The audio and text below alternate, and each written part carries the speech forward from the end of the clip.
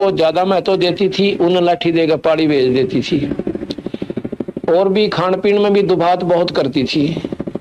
एक दिन दो महात्मा अपने गरीब दासी जान लग रहे थे, अरे कुएं पर पानी पीने वो भी आ गया, पाड़ी दूर मैसान छोड़ के, और वो भी वहां विश्राम कर रहे थे।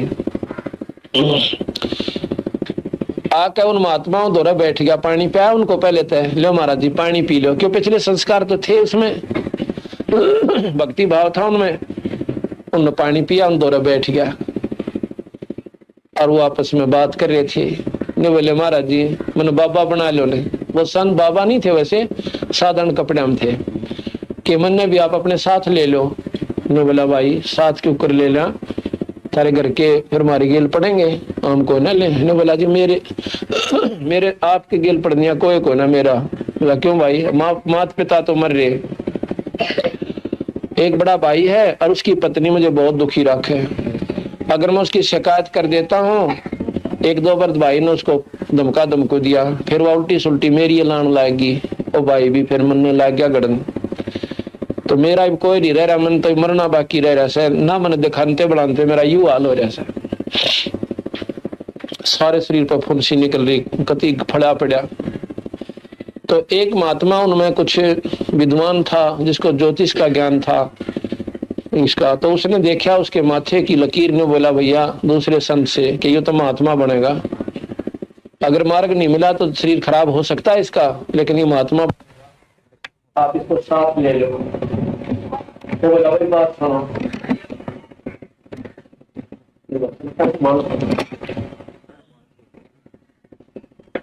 एक बात बताओ,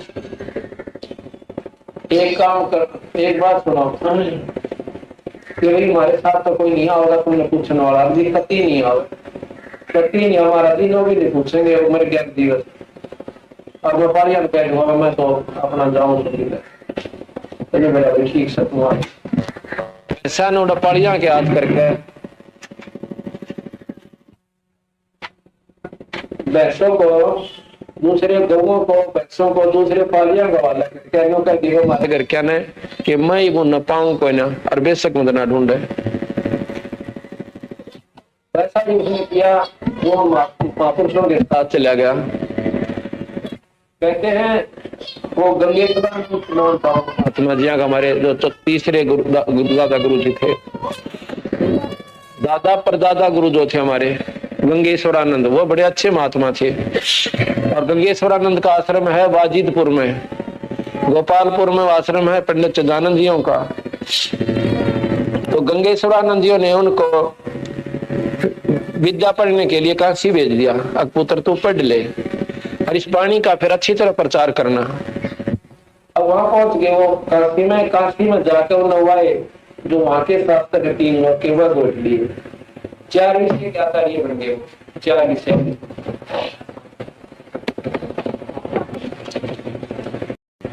आचार्य बन गए तो बड़े विद्वान हो गए। जब वापस आए ना 5-4 वर्ष के बाद, हमारे दादा गुरु जी कहने लगे, दादा गुरु जी को रिश्तेदार जी को गंगेश्वरानंद बोले कि भाई आजा बैठ के नित्य हम कराएंगे।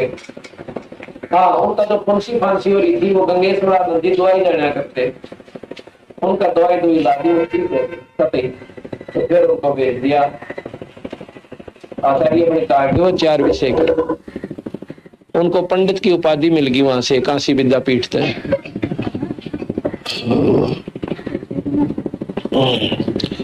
तो क्या हुआ, जब वापस आए तो महाराज गंगेश्वरानंद जी कहने लगे चिदानंद आजा बैठ जा नित्यनेम करा कर भाई, ये गुटखा दे दिया।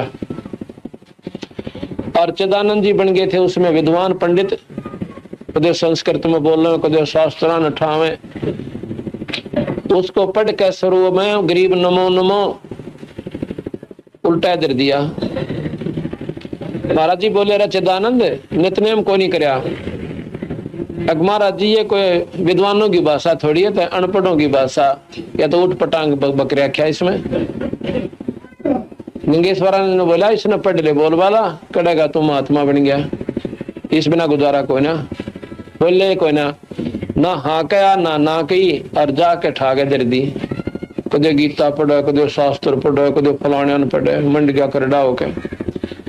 गंगेश्वरानंद ने सोचा छोरा तो कति बिगड़ गया, अर्ज करी परमात्मा ये बंदी छोड़, सतमार्ग दो इसने। अब थोड़ा सुख होंगे युवांडी पा गया, जब थोड़ा डले डो था घर में, टूक भी ना मिले थे समय पे। अरे भी गरीबदास की वाणी ने नो कान पढ़ोगा होगा, देख काल की गोदी में बैठ गया। क्या हुआ, उसका चौथे दिन कोड शुरू हो गया सारे शरीर पे। पंडित चिदानंद जी के कोड शुरू हो गया, तो उसको दवाई वो भी सीख रहा था, गुरुजियां पे भी सीख ली थी। कुछ बहुत तगड़े वैद्य थे वो, गोपालपुर में वैद्य के नाम से भी प्रसिद्ध है वो। कलकत्ते तक के लोग आकर वहां ठीक हुए उनसे, इतनी अच्छी दवाई जानते थे। तो बोला कोड लग गया सारे शरीर पर, अपनी दवाई खूब प्रयोग कर ली और वैद्यों से भी जा लिया, खूब दिखा लिया, कति 19-21 का लाभ नहीं, ज्यादा बढ़ती चली गई।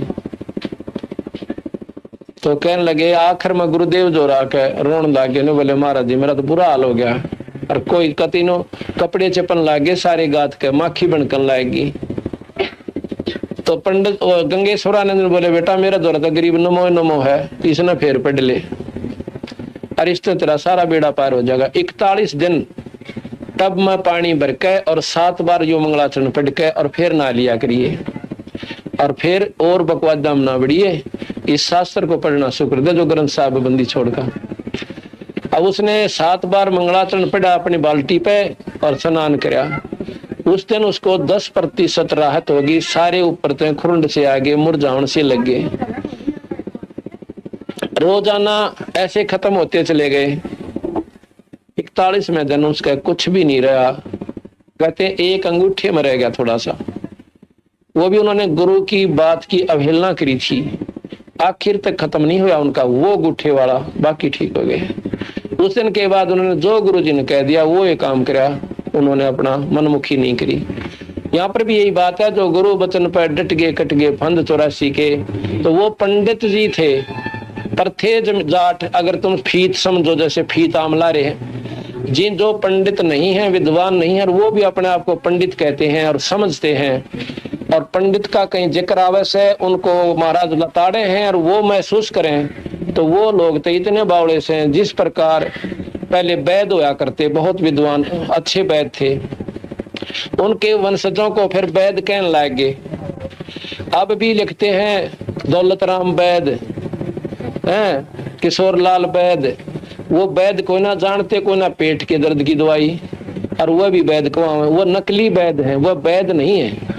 इसी प्रकार जो पंडित के कहन तर राजकाली माने, जैसे मैंने कहा था, इस शब्द को इन अज्ञानी जीवों के दिमाग में जचाणता ये उदाहरण देने पड़े। ना तो न्यू कह दो हमारा दी तो ब्राह्मणा की जो है ना बुराई करते हैं, ब्राह्मण सोए जो ब्रह्म पहचाने। ब्राह्मण अगर मायनो समझा जा तो सुदामा था, उसकी औरत पचली थी, रो ली थी, बालक भूखे बैठे थे, अरनो कहती तू मांग ला कृष्ण जी पे, नो बोला ब्राह्मण का काम मांगने का कोई ना, हम तो बख्शा करें दुनिया को। अरे ब्राह्मण उसने समझा जो मांगता अंड है। तो इन बातों ने पकड़ोगे जब जाके आपकी बुद्धि ऊपर न उठेगी, फिर जात पात मजहब खत्म होगा। और मानव हम एक मानव है, हमारा मानव धर्म से, हम कोई जात पात मजहब नहीं है। अगर विचार करे तो ना फिर भाई मारे जाओ लठ अपना आप एक दूसरे को ऊंचा नीचा समझ कर। गरीबदास जी कहते हैं ऊंच नीच इस विध है लोई, और कर्म को कर्म कहावत दोई। माड़े काम करनिया नीच से, चाहे वो किसी जाति का है, और अच्छे काम करनिया ऊंच है, चाहे वो थारी दृष्टि में कितनी नीच जाति से। महाराज का हमने जीत प्यारा लगा, जो आप बीड़ी शराब तम्बाकू त्याग के भगवान का भजन करें, वो तो देवता से हमारे लिए। तो यहाँ जो बात चल रही थी कि मुसलमान धर्म की, कि काजी और मुल्लाओं ने तो भ्रष्ट कर दिया मुसलमान भोली भाली आत्माओं को, और पंडितों ने डबो दिए। जो स्वार्थी लोगों जैसे उस दिन बताई थी, वो ओम करने लग गया था ना, ओम हवन कर दे, वो 100 रुपये का हवन करवाया, दूतम जूता हो गए, ज्ञान था ना कोई ऐसे भी किए करना के नहीं करना। तो इसी प्रकार ऐसे लोगों ने, स्वार्थी लोगों ने यथार्थ शास्त्र का ज्ञान रहा, कोई नया पेट भरने का धंधा बना लिया इसको। अब जिसके परिणाम स्वरूप ये भोली बड़ी आत्मा कति सीधी नरक में चालती कर दी। आखिर मैं पितर धोकण ताई ला छोड़ी भूत पूजन ताई तेरा भला हो। जिसका गीता जी में साफ मना कर रखा कि भूत पूजेगा तो भूत बन जाएगा।